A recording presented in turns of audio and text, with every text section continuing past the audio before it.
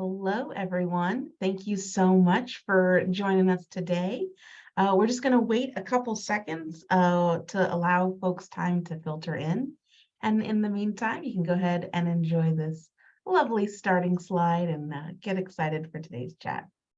Um, I know I'm getting excited for today's chat. So Carlos, how are you doing? Are you excited? I'm great. I'm really excited. It's been a long time since I've done something with Cal State Long Beach, so it's kind of a nice little way to virtually go home. Yeah, absolutely. And got the pyramid behind me, so hmm it works. Awesome. All right. So, my name is Jenna Quinn, and it is my pleasure as the Assistant Director of Alumni and Affinity Engagement to welcome everyone here to this edition of the 49er Industry Chat. Before we start, just a couple of housekeeping items. We just need to inform everyone that this is being recorded. And so really what that means for you is that you'll be able to watch this again and share with a friend and enjoy time and time again on our website at www.csulb.edu/alumni. Since this is a webinar format, we're going to encourage everyone to submit any of your questions that you may have in the Q&A box. And I'll relay that to Carlos, our guest speaker. And so with that, I'm happy to welcome our guest today. Carlos, how are you doing? I'm great. I'm real Awesome. excited to be here.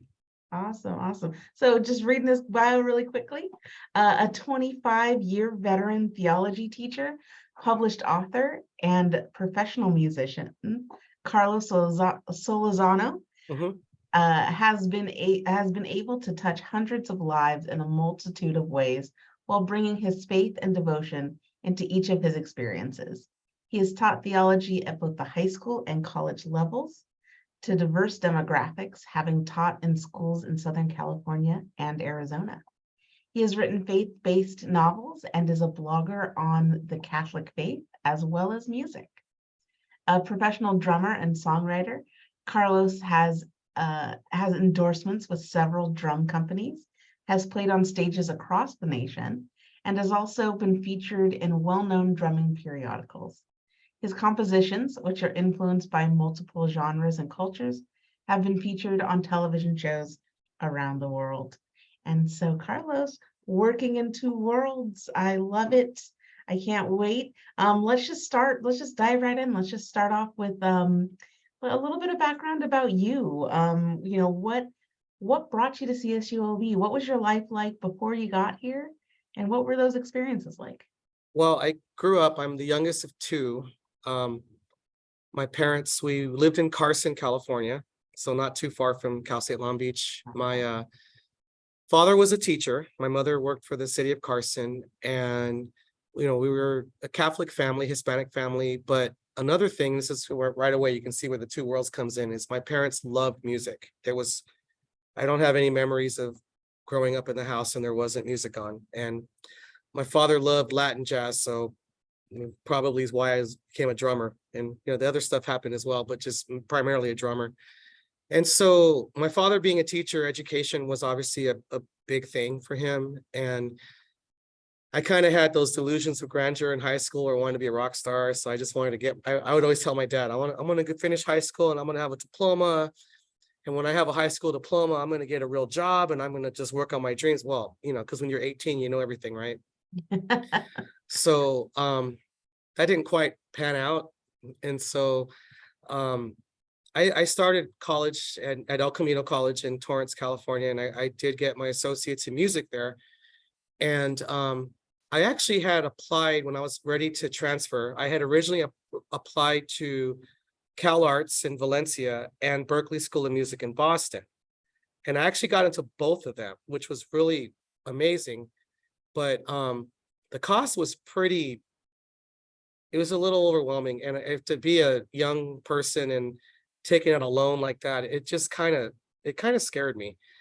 And what happened was, at the time, my wife and I were actually already dating. I'd actually known her since I was about 18. And she was totally supportive if I was going to go away to school. She said, well, if this is going to help you, that's fine. I don't know, something in my gut told me not to do it. And so she was the one that said, because she was already studying music at Cal State Long Beach. So there were times I was actually already there. I'd go see her when I was out of school, whatever. So I was kind of familiar with the department already. So I ended up going to, well, I was going to transfer to Cal State Long Beach, and I did start for a year in the music department.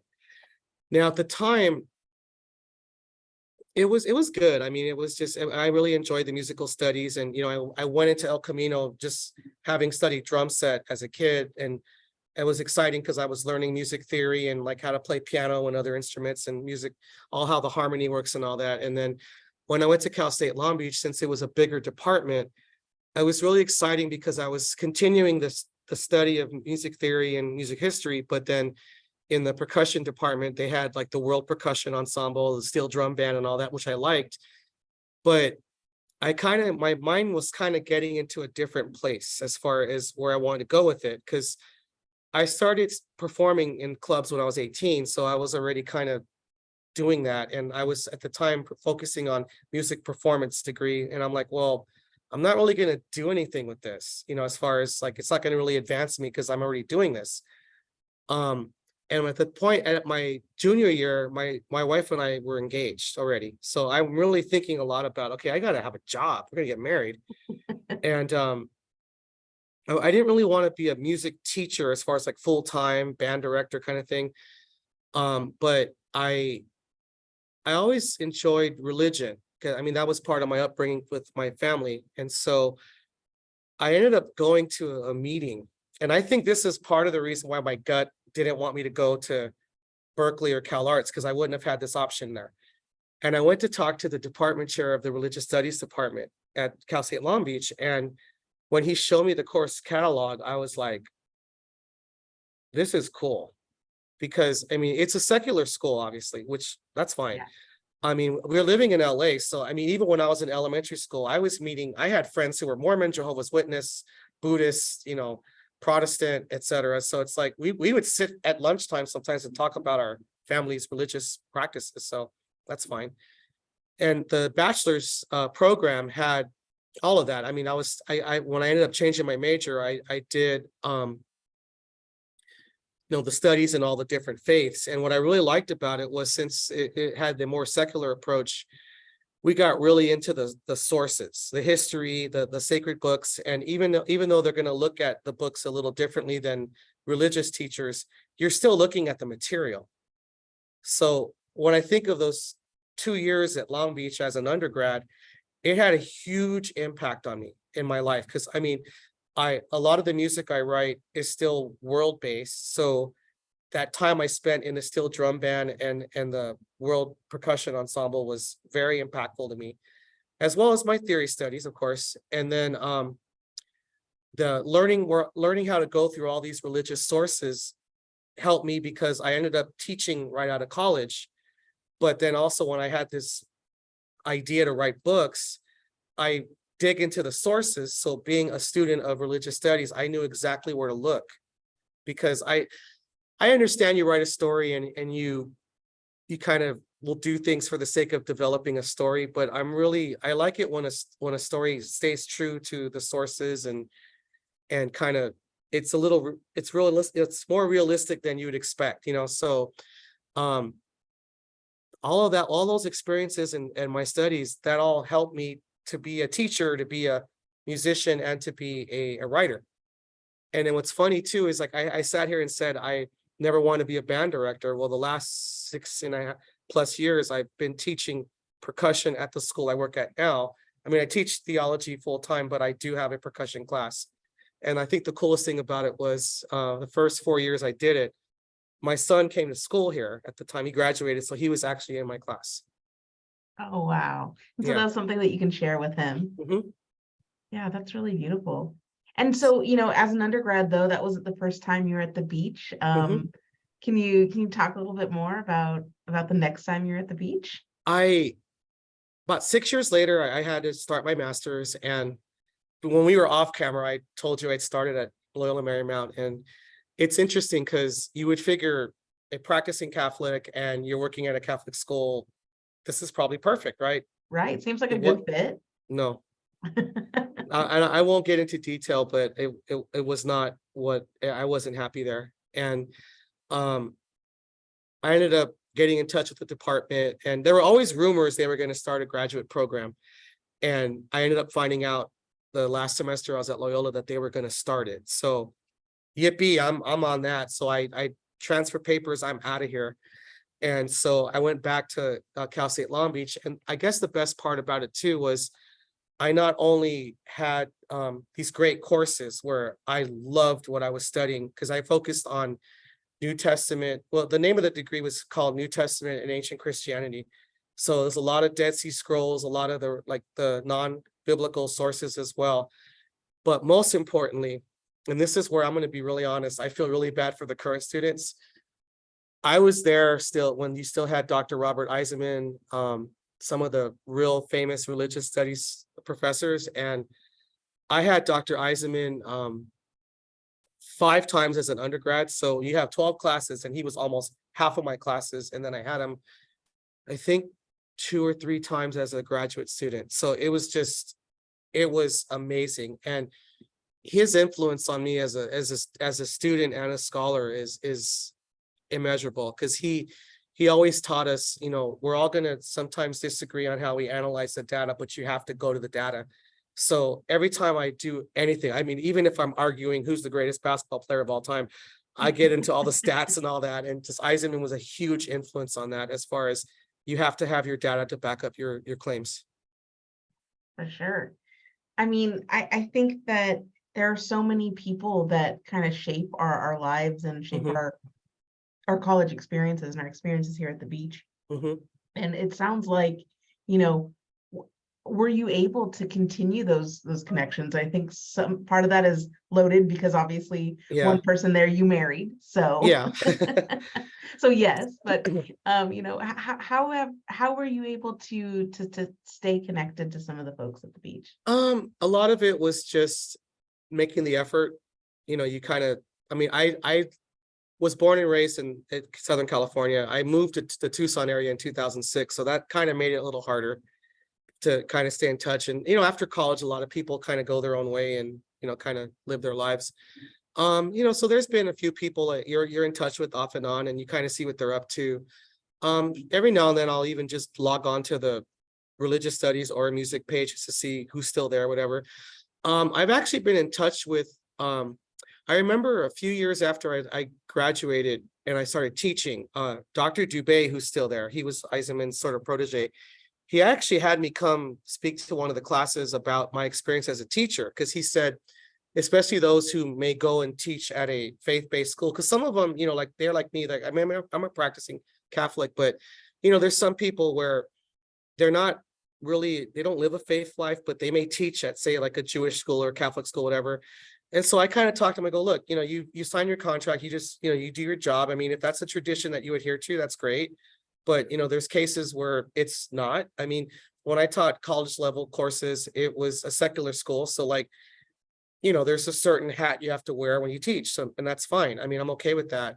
But I did talk a lot about how even from a faith-based perspective, I mean, the way that we study the material, I mean, you become an expert in the biblical books or, the Dead Sea Scrolls or other sources, because we studied them seriously. And Eisenman would talk about how, once you finish your master's, that's great. He goes, but, you have to continue to study. You have to continue to be a scholar and learn it. Like, so that's helped me with, I had mentioned earlier with my books, but I mean, with my blogging too, because I feel this sense of responsibility to present my case thoroughly, so even if someone disagrees, they're like, hey, but I see your point.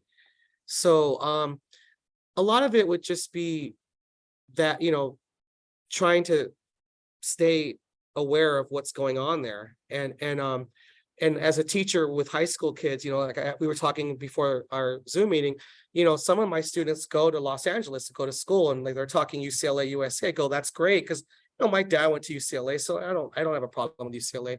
That's also why I have a problem with USC, because my dad went to UCLA. But I tell him, you should check out Cal State Long Beach.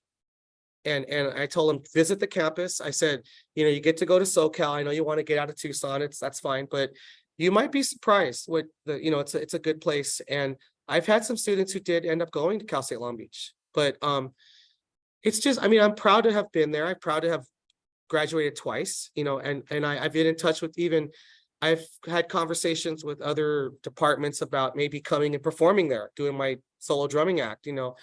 Sometimes it's just hard because I'm working, during the year. So it's like when I'm available and when they may have an available slot, it doesn't always match up. But I mean, they've also, there's been times besides this conversation, I've been featured in the alumni, magazine or something. So they've also done me a service by featuring, what I've done, because I could see that the school's really proud of its graduates and wants to show this is what our graduates are doing. And I've never shied away from talking about this is why I have the skills to X, Y, and Z, because I went to a great university.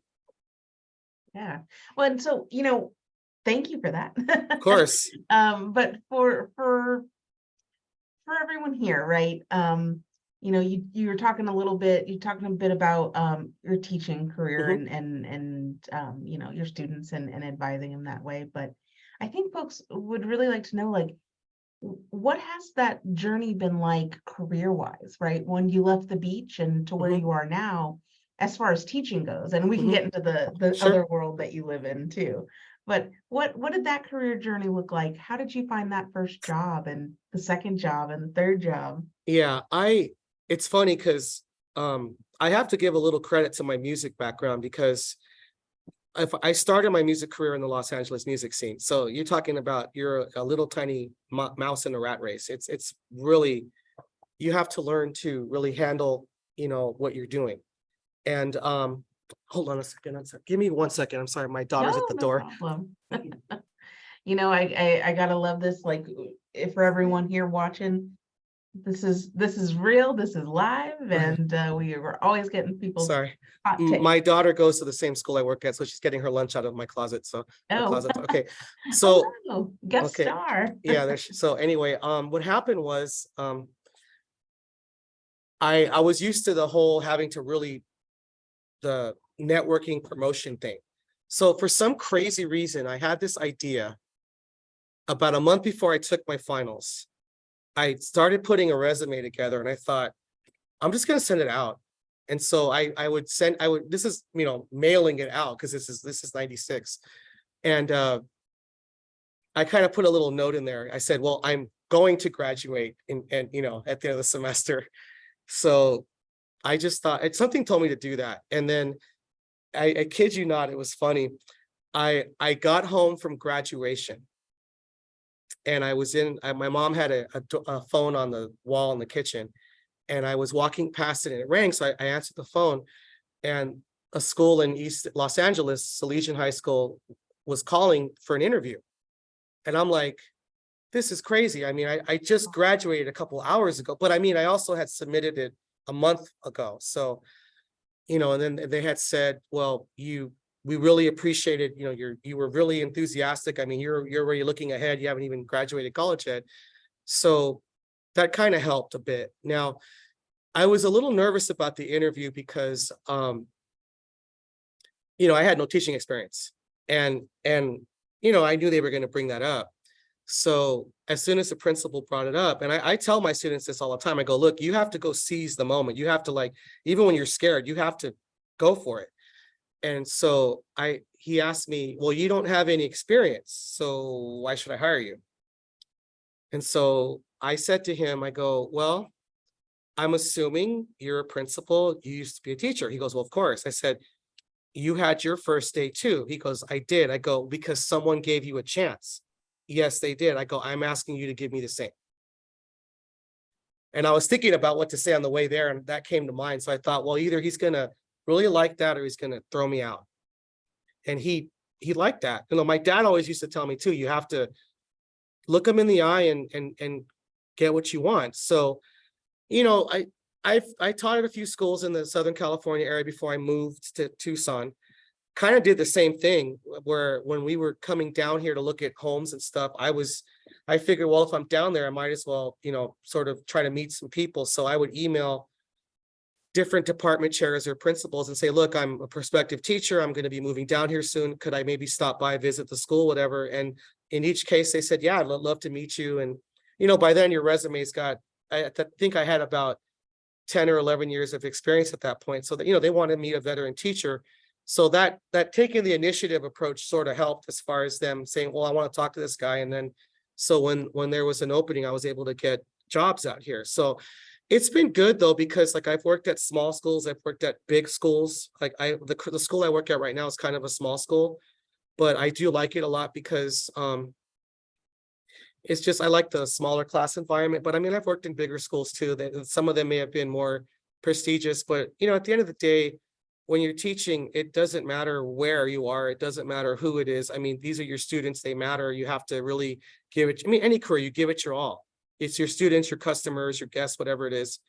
But I mean, I just learned that you need to, whatever it is you want to do, you have to seize the moment. And I'm also very open about the fact that my biggest regrets are those times I had a chance to do something and I was scared and I didn't do it because I was scared.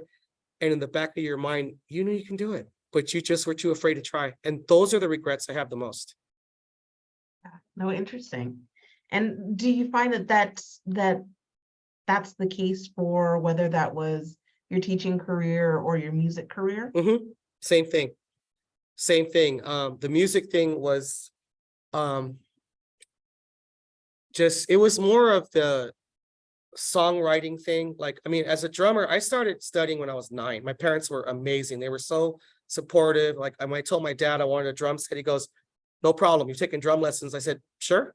So I had no problem with that. I studied for 13 years privately. So it was great. But, when I went to El Camino and I started studying music, I mean, my joke was I'm this tone deaf drummer. I don't have the ear of like a guitarist or pianist or vocalist. And so it was like, from the rhythm standpoint, I was on, but from the harmony stuff, I was clueless. I could hear it, but I didn't understand it. So there were a lot of insecurities with that. You just kind of deal with it and you go for it. But then when I started playing with other groups and stuff, there were times I maybe was a little gun shy about, presenting something, because, I'd see what the people I'm working with, man, that was a really good song. I don't know if mine's as good. You just have to try. So, and as you get older, I mean, I'm 51 years old now. I mean, I'm not a kid anymore. I mean, being married and having to be, pull my end of the weight in my family, becoming a father and having kids, it changes you. You have to just step up and be an adult. So, and as your talent gets better and you start to feel more confident, like if I get hired by someone to do a gig, so a lot of times in this business, they're going to try to lowball you. I'm like, look, this is what I've done. This is my resume.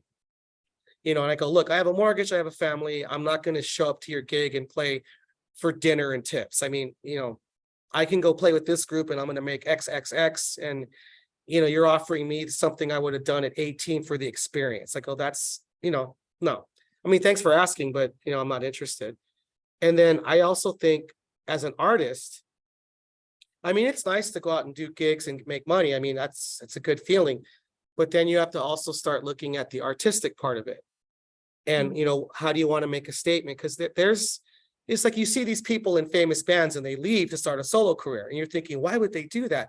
Because they have something else to say and they can't do it in that environment. So right before I moved from Southern California to Arizona, I was playing around with a lot of world rhythms. And here we go back to Long Beach, the music department, because we were doing that in one of the classes. And the difference was I love the rhythms, but I love the drum set. So I had no interest in buying all the other gadgets from different types of drums and all. I'm like, there's a way to orchestrate it on the drum set. So there was this challenge to myself to do it. And it began simply as a personal project to, can I make this work? And then can I make it sound good? And all of a sudden I would record myself practicing just to see what it sounded like. And then there's different rhythmic patterns. So it would go from one pattern to another pattern and you go back and forth. So you would practice, transitioning and making it clean. So I would record myself practicing and I would listen to it in the car on the way to work. And as it got better, I was like, okay, good, I can check my progress. And then one day I'm listening to a couple of different ones that I created, and I was like, that sounds like a song. So I had this crazy idea where I go, I wonder if I can actually go out and play by myself on a drum set. And I had contacted a few clubs, and they were actually really cool about it. They go, that sounds really cool. I listened to what you sent me. They go, but I don't know if I could sell that. And I go, yeah, I understand. I wasn't upset. I was like, yeah, I understand. And then one guy, his name was Scott, and this place is closed down years ago. It was a place called the Blue Cafe in Long Beach. And he said, yeah, I want to book you. I want to do this. So there I was with my drum set. And I'm like, here you go. And so I was setting up, and people are like, well, who are you here with tonight? I'm like, me. And they're like, really? And I was always kind of like, people are going to think I'm so arrogant. Like I'm so full of myself. And I'm like, I'm not trying to think that way, because my idea was you go to a lounge and a pianist, piano player's there, beautiful. Someone playing the harp or the guitar at an art gallery, it's beautiful. And you have singers who sing the backing tracks at shows, that's fine. And you have DJs, people will pay to go see a DJ. I'm like, that's cool. So the pitch I use when I'm doing this thing is I go, well, what about a drummer? Why can't a drummer be a solo performer? And people will kind of laugh and say, yeah, but what I've been doing is I've also been learning from the experience. Like some people will like it a lot, but then you got to ask yourself, what's it like to sit in the audience and listen to someone drum for like an hour? That's got to be a little, intense, loud, redundant. So I've developed it where I'll do some of that kind of stuff and then also perform to backing tracks I recorded of my own music, or sometimes I'll do popular, because you want to give your audience something they can kind of relate to. So I'll also do popular songs. So like I have a show this Sunday in Tucson, and I'm breaking out some stuff for the first time. So I'm going to perform to, like, for example, Michael Jackson's song Smooth Criminal, but I'm going to have my live drums going with it. I've added some sound effects. So like right before the like, I guess it'd be the solo section, I added like a gunshot because it's a criminal character. And at the end of the song where there's just like a groove outro, I added some world percussion sounds. So it's not just me playing to the song everyone knows. I've also added other things in the recording to make it sound a little different. So that's like the artistic thing, similar to like jazz, where there's different arrangements of a jazz standard. Part of the art is you take a song that people know and you create your own version of it. And, that's, again, take that chance. I mean, I realize I could fall on my face. An audience may not respond to it. Some audiences have responded well to it, but I'm content with the fact that I tried. For sure. Well, I mean, it sounds so interesting, but I really want to know, do you ever find it hard to balance your two different careers, your drumming career, Yeah. your teaching career, and you're even an author? So, yeah. Is it hard, and how do you deal with it? Well, teaching's the job. It's the full-time job. So that's I love it. So I don't, I love being here and I love being around my students. So that's just fun. I'll perform a lot on the weekends. Like, I mean, I have a family too. I have kids that are involved with things. So I've made that commitment to, be home during the week. But my kids are also not little kids either. So a lot of times they want to be left alone, but there's that sense of, okay, we're home, whatever. But so when I have time to myself after work, whatever, I'll spend a few hours in my home studio and work on music or whatever, practice.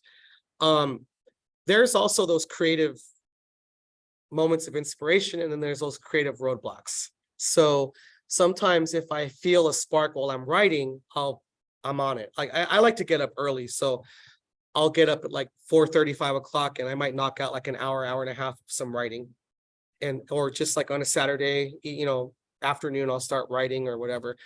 It's just time management. And the good thing is that when I'm not feeling inspired musically, I might focus on writing and vice versa. And then there's just scheduling. Like a lot of times my preference is to get all my grading and my lesson planning done during the week at school. So I have the weekends available for creative things and and family as well. But sometimes like this these past 2 weeks, since I have a solo gig on Sunday, I've kind of reserved my music time to just practice and work on the show. And then after that, okay, I might have a gig with my band, so make sure I know all the songs that we're playing that weekend. And so I'll spend that music time preparing for that. So you just kind of have to sort of figure out what is the musical thing I'm doing on this week, and then you focus on that. So sometimes it does delay things a bit because like I kind of in my heart, I want to write music, but I realize, look, you have this thing coming up. You just have to work on writing when you have a break in that or something. So that's all. You just have to time manage it. It's challenging, but I mean, you just have to make the time for it. Yeah. We had a question come in. Do you have any advice for a student who is exploring multiple passions and isn't sure what they want to do for their career? Yeah, doing both. um, I feel very safe in the sense that I teach because I have my salary, I have my benefits. Obviously, I mean, not that teaching's a lucrative career, but I mean, my wife and I are also pretty humble with how we live. So you just kind of, you just have a car that works. It doesn't have to be a sports car, But the thing is, though, the passions you have make you feel alive. And I think what I've learned most is that it's easy to compare yourself success-wise to other people, but you have to ask yourself if you're happy. And sometimes maybe what you're working, like in my case, the songs, I don't write music that is going to be platinum selling singles. I mean, the songs I write that have been featured on television shows, say, you're talking like a little loop that's like 12 seconds in a TV show. People don't even really notice it. It was great for it to happen. It's great when it does happen. It's actually good for the resume. That's what helps you get like endorsements, whatever, because it looks pretty. But the nice thing for me was when I finished the piece of music and I listened to it and I thought, I really like this. And then, so then that job well done, you set, and that's where that fire inside of you keeps going. Now, I had to my wife finished her music degree. I did not. Now, I don't regret my decision because my decision was best for me and for long run my family. But I've also never stopped studying music or religious studies because I'm a student of those two fields. But I think there might be phases you focus on one more than the other, but I would say never let them go. And even if you decide to focus on one of them in terms of your academic study, that's fine. It doesn't mean you don't still learn or just be involved in your other passion. I mean, I've met some musicians who are extremely talented and they never studied a day in their life. They don't read music, whatever, but they put the work in. And I've met people who, they're not biblical scholars, but they read their Bible every day. They know their Bible. I mean, it's learned. I always tell my students, you can read, therefore you can learn every day, and no one can stop you because you can read. So I would say just do it. I mean, it may be a time managed thing, but that makes you feel alive. Don't ever give that up. Absolutely. How important is mentorship in either of the careers, whether that's the teaching or the music? Do you have any mentors and Oh yeah. do you have any mentees? And Yeah, what's that like? I'm not real. A lot of like professors I had, a lot of them are retired. Or I mean, I'm 51, so some of them it's always been kind of sad when you hear some have passed away. So, I mean, I certainly have met people that I respect, that they've been a mentor to me. Some of them are even just peers, so we're more like just honest with each other about things. As a young teacher, one teacher who was a mentor to me, he's still in my life, and he's actually, because I'm so grateful for him, he's actually my daughter's godfather. So I mean, I'm like, dude, you're becoming family, because I still call him, to pass ideas to him to see what he thinks, because I respect him. My one of my drum teachers, I haven't taken a lesson from him since I was 20. But like, he's the one guy, if he tells me something, I'll listen to him because I respect him so much. And I remember, like, say at Cal State Long Beach, I would go see professors during office hours just to talk about things. Like I'd ask, about teaching and like my original plan was I wanted to be a college professor, doctor, whatever. And I didn't do it as far as pursue that because Dr. Hawkins, who's still at Long Beach, by the way, he told me, he goes, your best professors taught middle school and high school. He goes, if you can hold their attention, college is easy. And he was right, because I was looking at, should I teach high school out of college or should I go on to graduate school? And he goes, and if you like it, then do it. So like when I taught college courses, it was part-time. I still taught full-time at the high school level, but I love it. I actually enjoy that level. And so I listened to what my professor said. Now, because I was so grateful to their guidance, I feel an obligation to mentor people when I get the chance. It's a little weird at first because one day you wake up and you're like in your 30s and 40s and like some young teacher walks up to you and, hey man, can I talk to you about teaching? And you're kind of like, oh yeah, I'm at that point. I guess I've been doing this for a while. And yeah, you give back because you never forget those who did that for you. And the same with music. I mean, when people are when they ask me something, I absolutely, want to help them. In fact, one of my next projects is, I'm getting a little older now. So like sometimes those late gigs are getting a little harder. So I'm trying, I have some equipment I have recently got a hold of that I'm going to start learning to use because I want to start overhauling my YouTube channel and start doing some instructional stuff. Because I think it's important to give back. You have to, I mean, it's such a gift that you have from either learning from others or just you have an ability to do it. So, and if you're a person of faith and you think it was given to you by God, that's fine too. But I mean, you have people that when you loved something and someone really sat down with you and kind of helped you, you never forget that. So you may be that person that really help springboard someone to do what they do because they never forget that someone sat down and listened to them and said, yeah, you can do this. That's great. I love, like as a musician, I love seeing young people today in this like beatbox world walking out of a music store and they bought a guitar. I'm like, oh, great. This kid's learning the instrument. I mean, that's wonderful. So that makes me very happy when I see that. So I definitely, anytime I can assist a kid, and I remember my struggles. I mean, when I struggled with learning anything and someone patiently helped me, I mean, you got to give them that same type of response. So what would you say is the most challenging part of your job, whether that's teaching or your music career? And also, what's the most rewarding?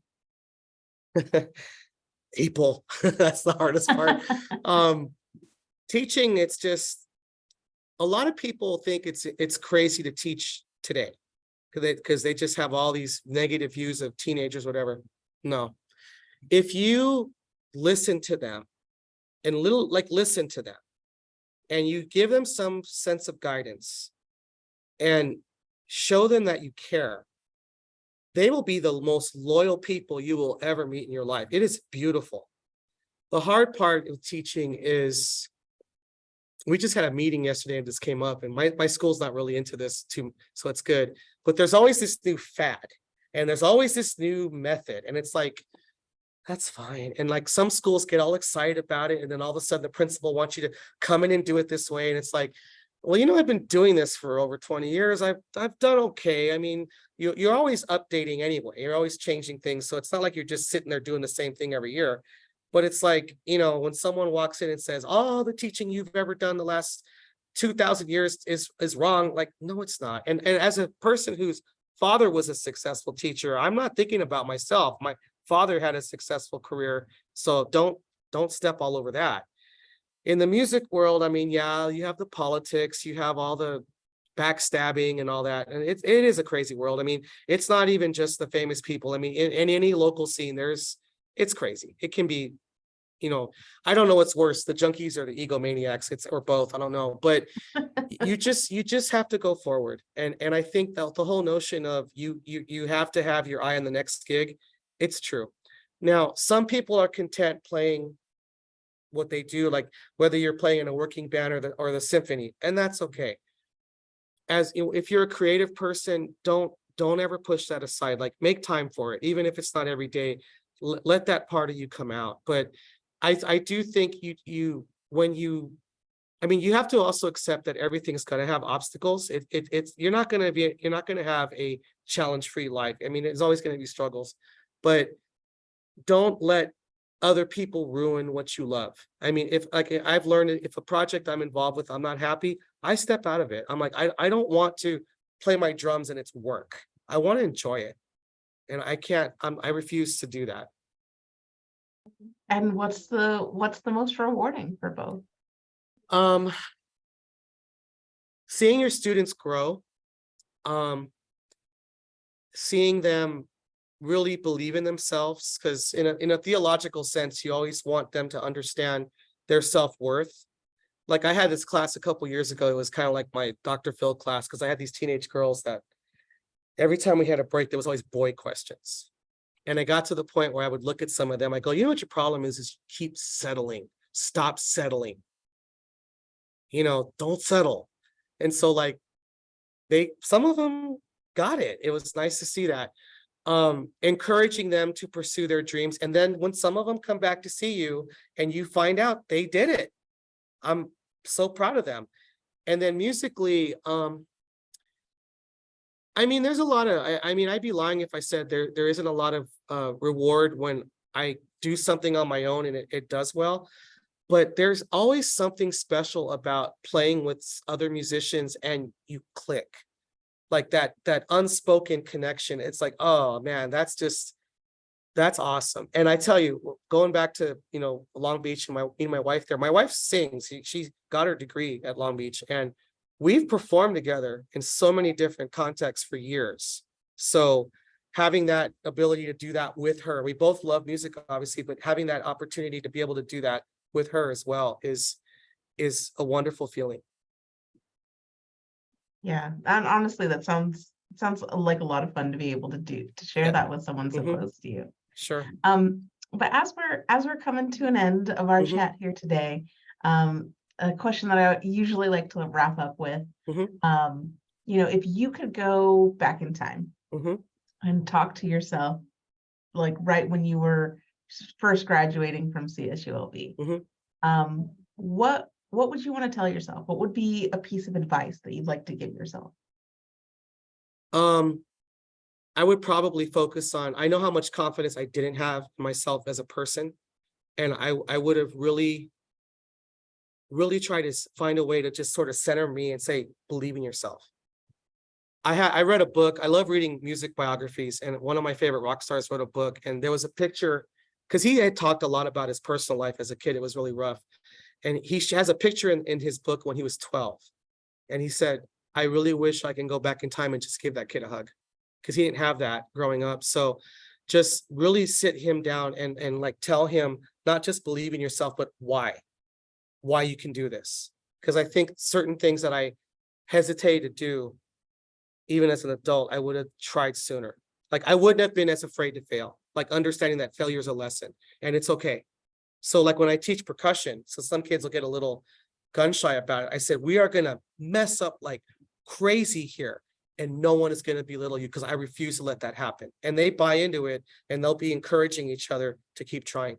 So that's what I'd say, is don't be afraid of trying. And don't be afraid of failing. Awesome. Well, Carlos, thank you so much for your time today. Thank you for having me. Yeah, no, it was our pleasure. I think that there was so much that we can glean from your experiences and from both of your careers. And yeah, if somebody wanted to continue this conversation and get in touch with you, how might they do that? Well, if it's in the theological context, there's the Catholic Speakers website. I get booked to do talks at conferences, parishes, and other schools, whatever. And then my music website is desertdrummer.com. Now, I'll just go ahead and say it. If you go to my music site and you want to send me an email, and if you have like a religious studies question and a music question, it's fine. You don't have to separate it. I've had gigs where somehow people talk to you and they find out what I do during the day, and I'll be sitting at some like country bar getting ready to play, and someone will, hey, can I ask you a God question? I'm like, sure. And you're sitting there at a honky tonk and they're having a beer and you're talking about some deep, theological idea, and it's like, sure, why not? So either one, that's fine. And and a lot of times people will ask me questions about the business end of it. Absolutely. Because if you want to talk mentors, I had some amazing friends who were business majors, and like they really helped me a lot, saying, look, the music's great, but you got to learn the business. So that's the one thing I do a lot when I meet people who are working in music. Those are the people I really pick their brains, because what are you doing that's getting you ahead? Because that's the hardest part, is the business end of it. Awesome. All right. Well, thank you so much. Thank you so much, Carlos, for your time today. Of course. I cannot wait to continue this conversation with you and keep you engaged with the beach. Sounds good. Awesome. All right. Thanks everybody for logging in today. And Carlos, hang on back. Okay.